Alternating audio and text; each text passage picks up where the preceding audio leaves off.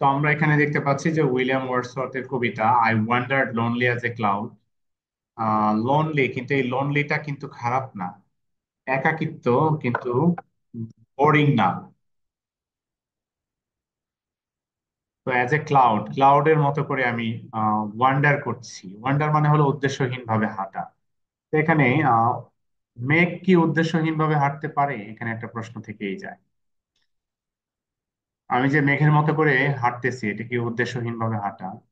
তো মেঘ কি উদ্দেশ্যহীন ভাবে হাঁটতে পারে কিনা, মেঘ কিভাবে চলে, আমি সেভাবে চলতেছি। এখানে টেক্সটটা এরকম বলতেছে।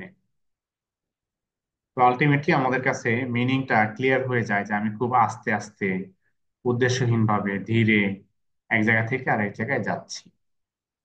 যাওয়ার সময় দেখতেছি যে মেঘ কোন জায়গা দিয়ে গেল, that floats on high over vales and hills. Valley এবং হিলের উপর দিয়ে এই মেঘটা চলে যাচ্ছে। When all at once I saw a crowd, হঠাৎ করে আমি একটা ভিড় দেখতে পেলাম। কিসের ভিড়? A host of golden daffodils. A host of golden daffodils, তো গোল্ডেন কালারের ড্যাফোডিলস দেখতে পেলাম। ওরা ছিল হস্ট, আমি হলাম গেস্ট। তার মানে গোল্ডেন ড্যাফোডিল গুলো আমাকে স্বাগতম জানালো। তো আমরা ড্যাফোডিল ফুল যারা দেখি নাই, তারা একটু দেখে আসতে পারি।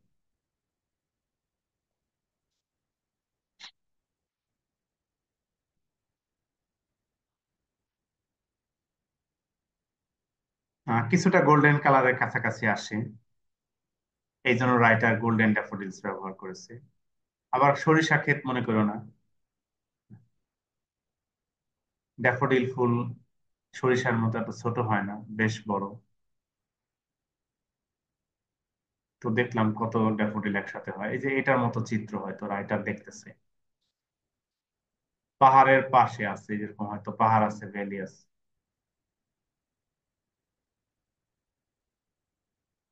মেঘ আছে আকাশে উড়ন্ত, এই যে মেঘ চলে যাচ্ছে।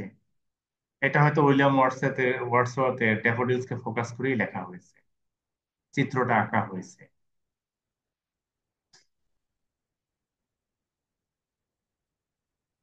Beside the lake beneath the trees, কোথায় আছে এটা? লেকের পাশে, গাছের নিচে।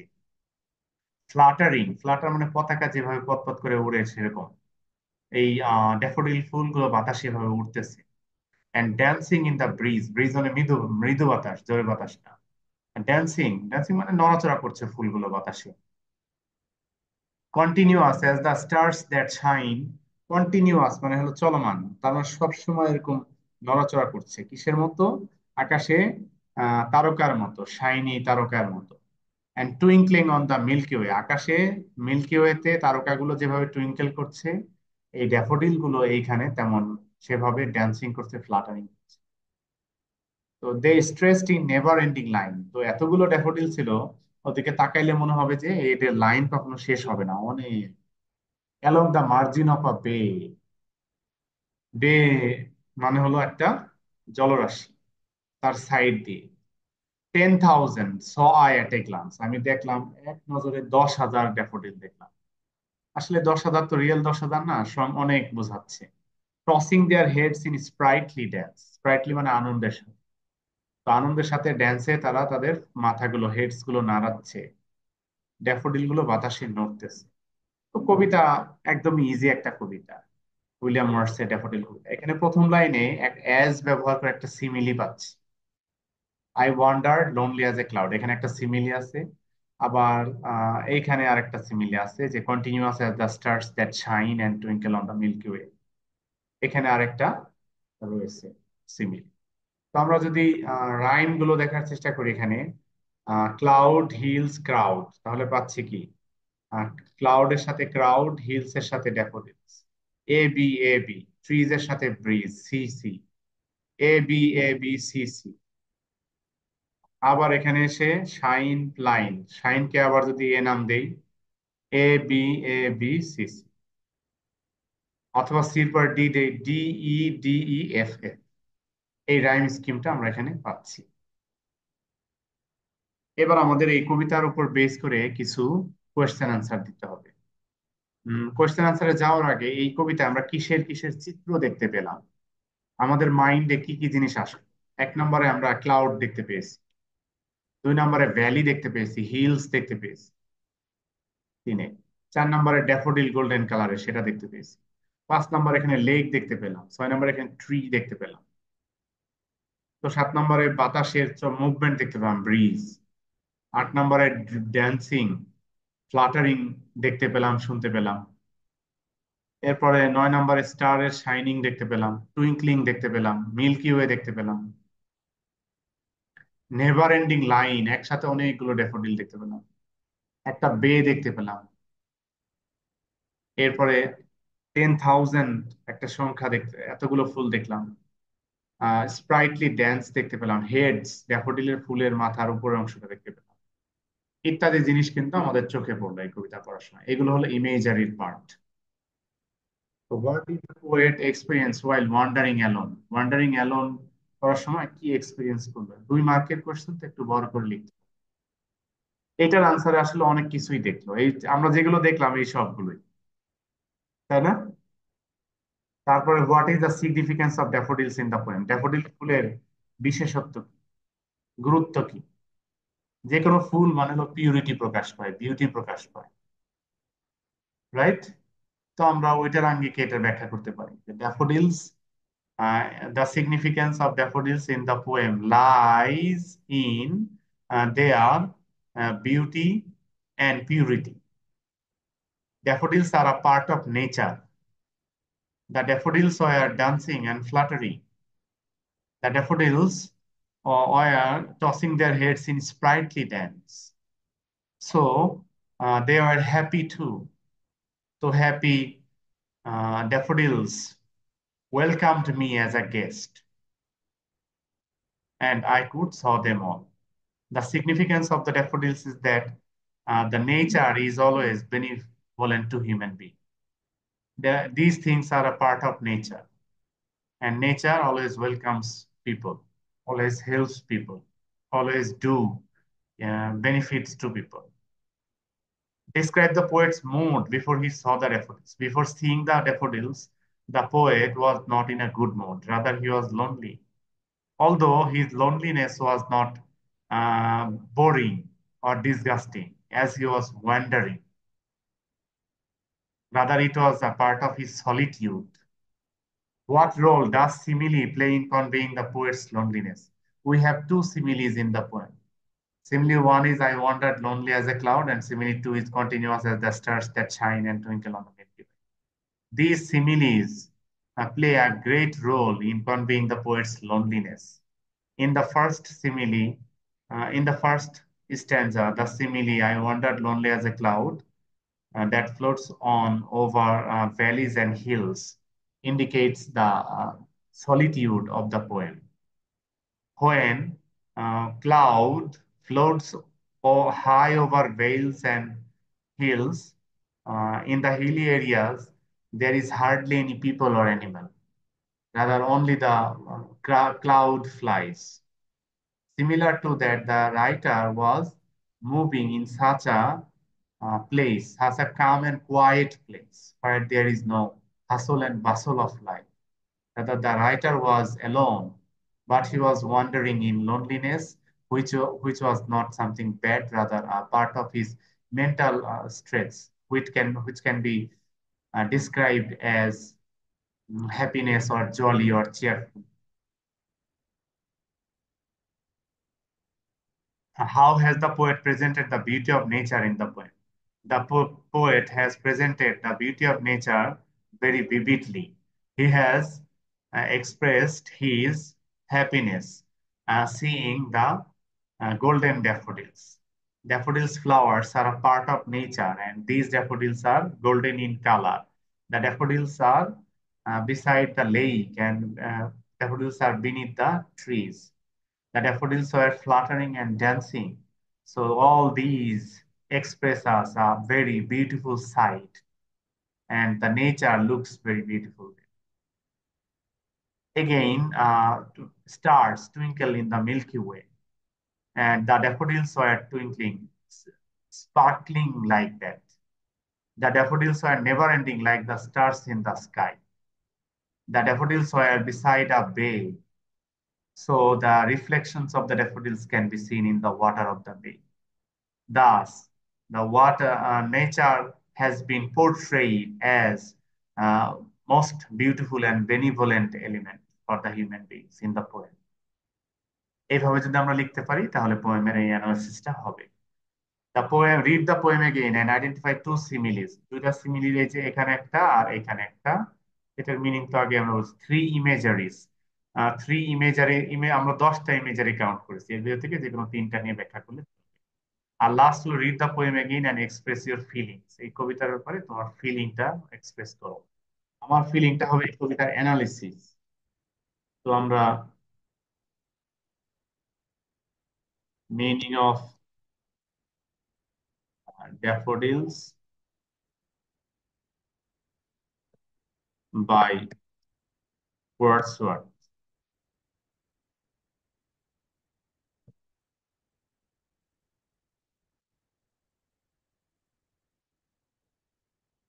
মিনিং বা থিম আমি সবসময় স্পার্ক নোট থেকে পড়তে বলি। এই যে স্পার্ক নোট, এখান থেকে অ্যানালিসিসটা করতে বলি।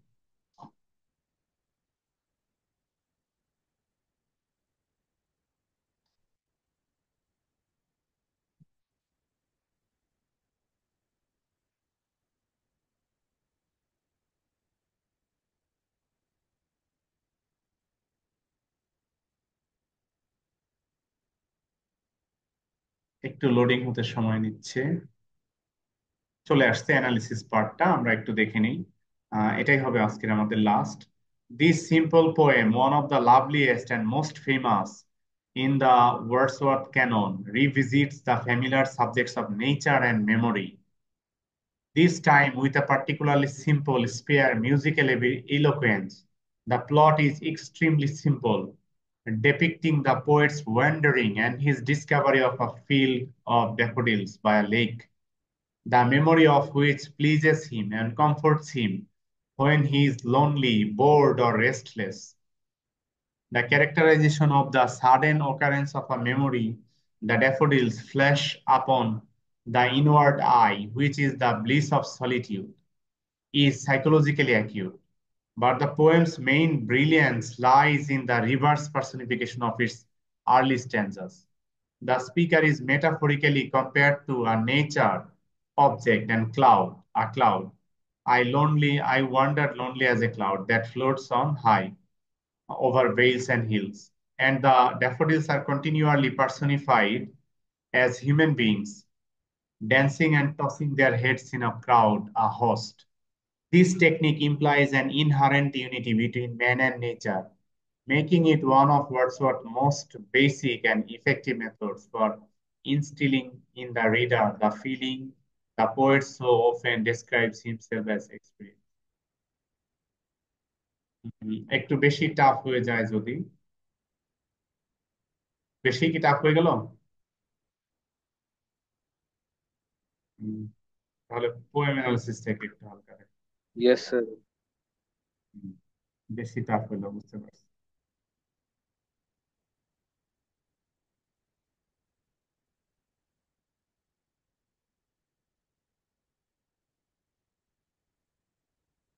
লোডিং নিচ্ছে, তো আমি আগের ভিডিওটা একটু ইংলিশ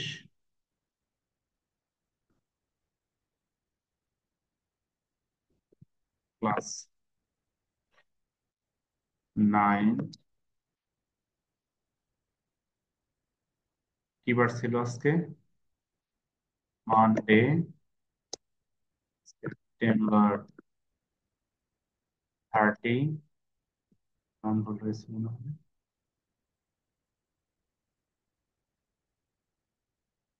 সেপ্টেম্বর 30 কয়টার সময়? 2024 05:45 p.m.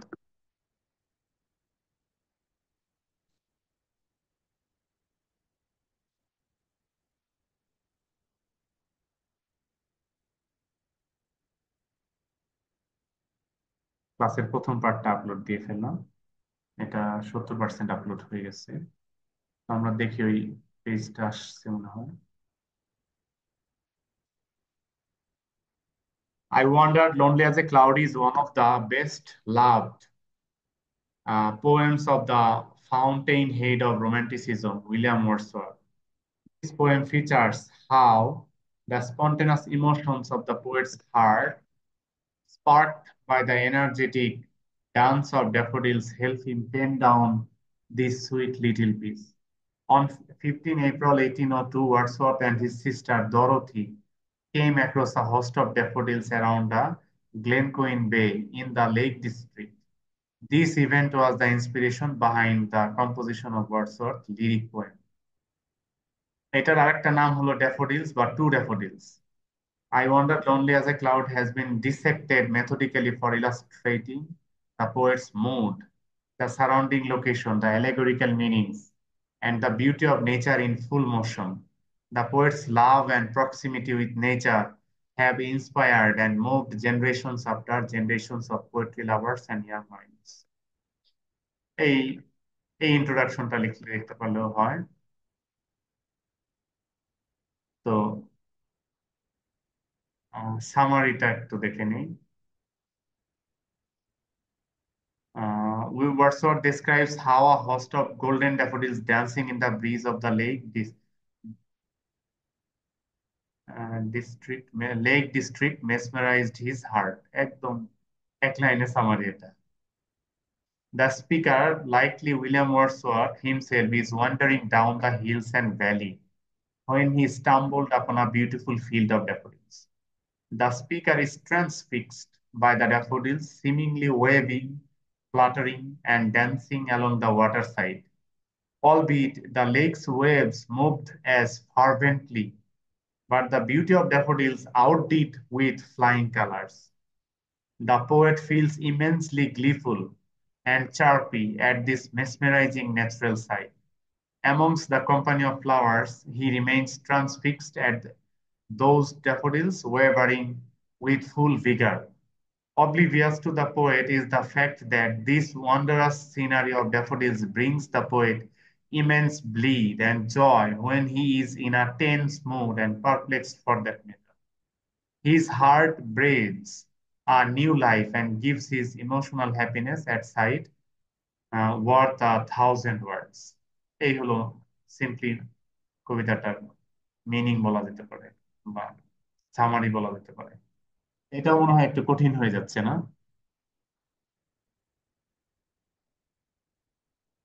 আচ্ছা, তোমরা পরীক্ষার হলে তোমাদের মতো করে লিখো। আমরা আরো কিছু কবিতা যখন প্র্যাকটিস করব, তোমাদের কিছু আইডিয়া যখন হয়ে যাবে, তখন এটা আরো ইজি মনে হবে।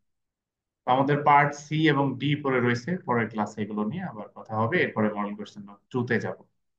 তো ভালো থেকে সবাই, আজকে এখানে শেষ করলাম। ওয়ালাইকুম আসসালাম। পরের পার্টের রেকর্ডিংও আমি দিয়ে আসসালামু দিব। আলাইকুম স্যার। ওয়ালাইকুম আসসালাম।